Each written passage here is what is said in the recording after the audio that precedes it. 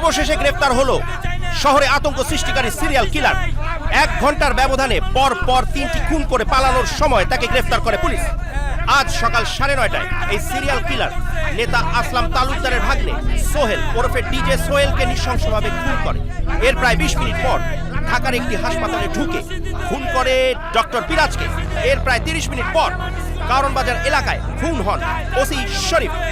পরপর এই 3 খুনের ঘটনায় শহর জুড়ে চলছে আতঙ্ক। এই মেন্টাল কিলারের ট্রিপল মার্ডার এখন টক অফ দ্য কান্ট্রি। সারা দেশ এখন অপেক্ষা করছে এই মেন্টাল কিলারের পরিচয় জানার জন্য। কিছুক্ষণ আগেই তাকে আনা হয়েছে ডিবি অফিসের প্রধান কার্যালয়ে।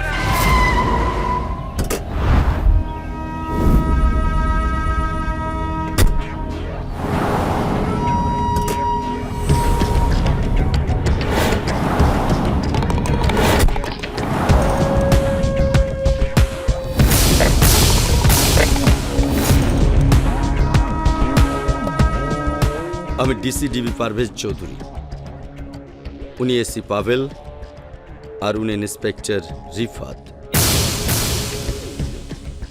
পেপার পত্রিকা মিডিয়া তোমার নাম দিয়েছে মেন্টাল, কিন্তু আমরা তা কেয়ার করি না। আমরা সত্যটা জানতে চাই। চাইলে তুমি এভাবে মুখ বন্ধ রেখে ফাঁসিতে ঝুলতে পারো, কিন্তু তাতে এই পৃথিবীর মানুষগুলো কখনোই জানবে না তোমার প্রতিহিংসার কারণ, জানবে না তোমার ওপর হয়ে যাওয়া সেই অন্যায়ের কথা যা তোমাকে মেন্টাল হতে বাধ্য করেছে। এখন বলো কেন এই 3 খুন? 3 ধরনের পেশার 3 ধরনের লোককে কেন খুন করলে তুমি? কি ক্ষতি করেছিল ওরা তোমার? কেন এমন নৃশংসভাবে ওদের হত্যা করলে? কেন? সময়। ওদের সময়টা ছিল খারাপ অফিসার, তাই ওরা আমার হাতে খুন হয়েছে। আর আমার সময়টা ছিল ভালো, তাই আমি ওই অমানুষগুলোকে খুন করতে পেরেছি। আমার নাম রানা, শাহরিয়ার রানা।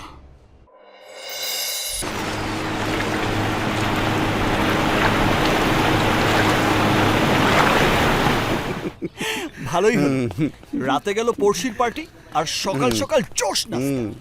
আবার জিগায় পড়শির মতো স্টার যদি আমার প্রেমে পড়তো আমি 3 বেলায় পার্টি দিতাম। দোস্ত, ও তোর প্রেমের কথা মনে করে দিয়ে আমার ডেটিং এর কথা মনে করে দিল। রানা দোস্ত, আমি আসি। এই শালা মোটু, তোর প্রেমে আবার পড়লো কে? আরে আমার জিগায় কত মাইয়া আছে। চল চল।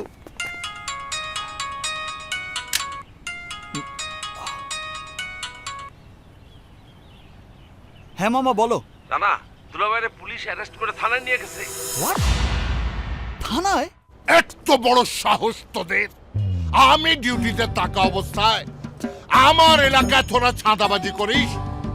আজ তোদেরকে আমি পিটিয়ে না ওই চাঁদের দেশে পাঠাবো।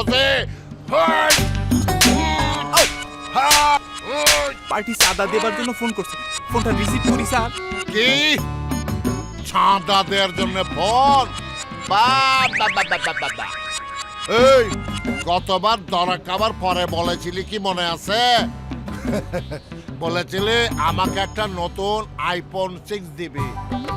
কোথায় আইফোন? হ্যাঁ, আমার মতে টুপি পরিয়ে তোমরা বেঁচে গেছো। আজকে কিন্তু তোমাদের চাড়াচাড়ি নাই। আজকে তোমাকে আমি খুন করে দেব, তোমাদেরকে আমি মার্ডার করে দেব। স্যার, এই খেয়ে আমার কাজে ডিস্টার্ব করে কে? স্যার আমি। কি চাই? আপনার পুলিশ আমার বাবাকে অ্যারেস্ট করে নিয়ে এসেছে। বাবার নাম কে? জি, মাসুদ চৌধুরী। ওই লুচ্চাটা তাহলে তোমার বাবা? কি বলছেন স্যার? এই সুলতানা, ওই বুড়ো বামটাকে নিয়ে আসো যে। Yes sir. আসুন। ওসি সাহেব, আপনি খামাখা এত ভালো লোকটারে থানায় ঢুকাইছেন। কি উনি ভালো লোক? উনি রোড সাইড রোমিও ইফতিজার। কি? হ্যাঁ, মিশা সদাগর, আহমেদ শরীফ, ডন, মিজু আহমেদ, এদের চাইতে সবচেয়ে বড় লোচ্চ হচ্ছে আপনার বাবা। যে কিন্তু স্যার, আমার বাবা করেছেনটা কি? SI সুলতানা, আপনি নিজে মুখে বলেন তো কি হয়েছে? যে ইয়েস স্যার। উনি সকালে জগিং এর সময় রাস্তা দিয়ে হেঁটে যাওয়া মেয়েদের পিছু তাড়া করছিলেন, তাদের মোবাইল নাম্বার, ফোন নাম্বার, ঠিকানা, ফেসবুক আইডি এসব খুঁজছিলেন। মেয়েরা দিতে না চাইলে তাদের পিছু তাড়া করছিলেন। আরে ওসি সাহেব, আপনি ভুল বুঝতেছেন, উনি পার্টনার খুঁজতেছেন। এটা কি ক্রিকেট ম্যাচ নাকি যে ওপেনিং এর জন্য পার্টনার চাই? আরে না না, আমার দুলা ভাই ওনার ছেলের জন্য লাইফ পার্টনার খুঁজতেছে, মানে বউ খুঁজতেছে। ছেলের জন্য লাইফ পার্টনার করছেন, খুব ভালো কথা। তার জন্য ঘটকের কাছে যান, বিয়ে এজেন্সিতে যান। রাস্তা ঘাটে এভাবে মেয়েদের পিছু নিলে তো আপনাকে গণপিটুনিতে মেরে ফেলবে। যে গণপিটুনি যে খায়নি তা কে বলল? কিন্তু এছাড়া আমার সামনে আর কোনো পথ খোলা ছিল না। ছেলেকে কয়েক হাজার মেয়ে দেখিয়েছি, কিন্তু কিন্তু তার কাউকে পছন্দ হয় না। তাই বাধ্য হয়ে রাস্তায় যাকে দেখি তার কাছে ছুটে যাই।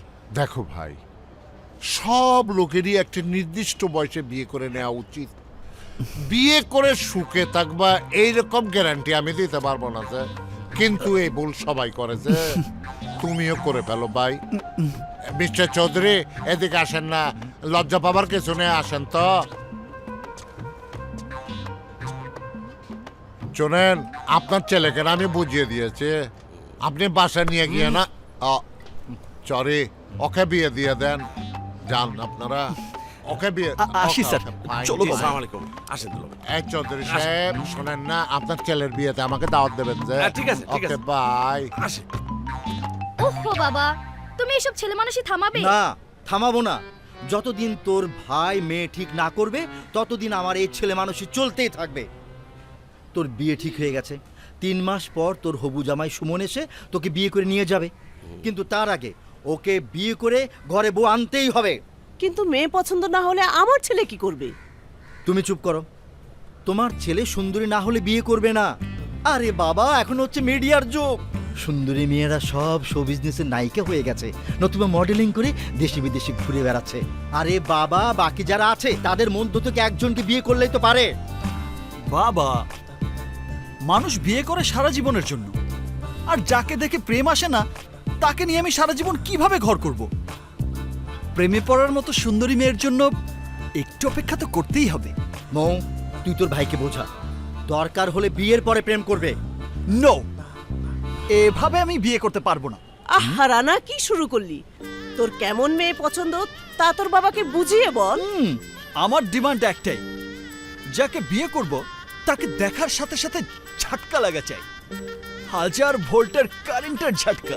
আরে ভাই, কারেন্টের কথা কয়, এটা তো দিনে 14 বার আসা যাওয়া করে। এই তুমি চুপ। না, তুই বলে যা। এমন মেয়ে আমি চাই যাকে দেখলে হার্টবিট ফাস্ট হয়ে যাবে, দৃষ্টি ঝাপসা হয়ে যাবে, মনের ভেতরে বেজে উঠবে 3D সাউন্ডের ঢং ঢং ঘন্টা। বাজতেই থাকবে, বাজতেই থাকবে, বাজতেই থাকবে,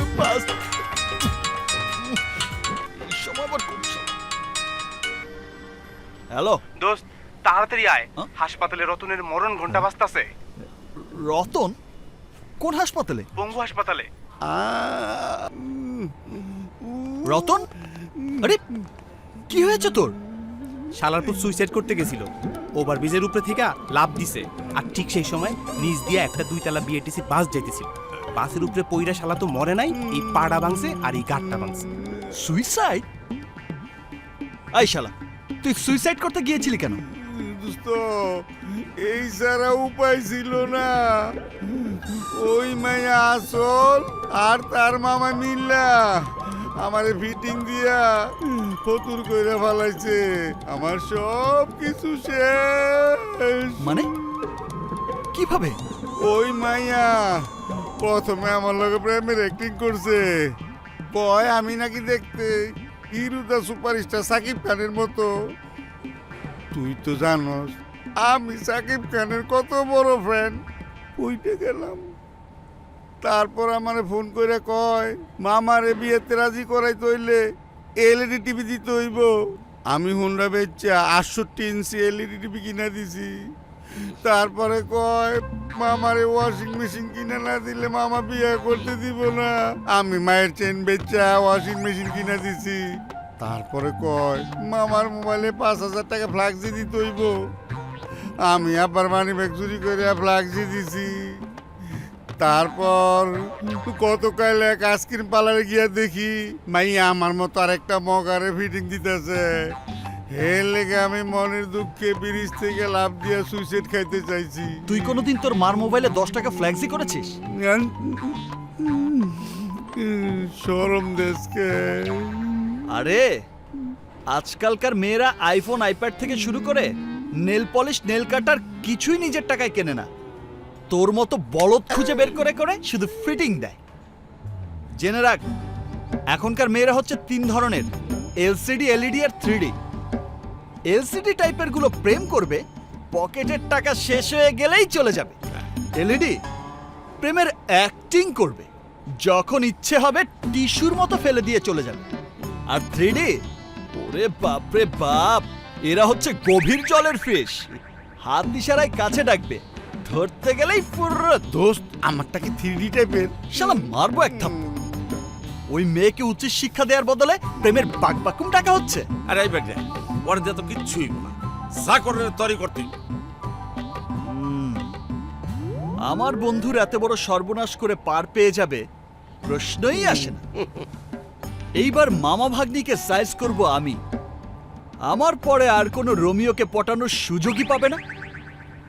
শুধু বল, পাবো কোথায় ওদের? কাবাব ফ্যাক্টরি রেস্টুরেন্টে।